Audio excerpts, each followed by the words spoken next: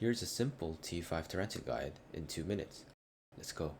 The boss has 2 passive abilities, which will be active for both phases of the boss fight, which we will cover later. Just make sure you always try to face the boss. Items such as a hype and flux orbs will help with the fight. First phase of the boss has 2 abilities. First ability spawns 3 cocoons above it for each third of its health it loses, making the boss invulnerable until they're destroyed. It also disables teleportation abilities. A mini boss will spawn for each cocoon not broken in time, and they hit pretty hard. The cocoons can be destroyed using a term or any kind of short bow.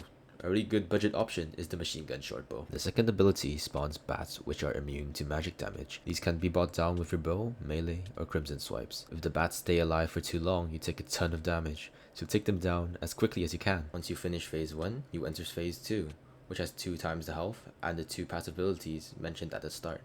But they will no longer spawn bats and cocoons. At this point, you just have to hammer it down with your weapon, which we will touch on later.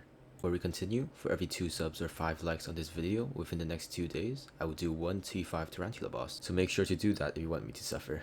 The requirements for this boss is quite low as it's relatively easy. For your main weapon of choice, you would want a decently enchanted Tarantula Fang or any upgrade above it. A full set of Burning Crimson or 3/4 with a Warden helmet is also good for this boss. You can use the Primordial set, but it's quite expensive right now, so I don't recommend it. For pets, you can use a tarantula or a wolf to spawn the boss. A good damage pet while fighting the boss is the G-Drag or the Tiger. You can also use a Blaze if you're on the Crimson Isles, but basically most damage pets will do the job. You'll need a magical power of above 650 to do the boss consistently. I would use the Hurtful Reforge, with Forceful and Itchy being budget options. Your average combat set such as the Molten set or the Vanquish set will be enough for this boss, though I believe it is best to use a Rift Necklace, David's Cloak, Primordial Belt, and the Shriveled Bracelet to maximize magic find and boss spawn rates.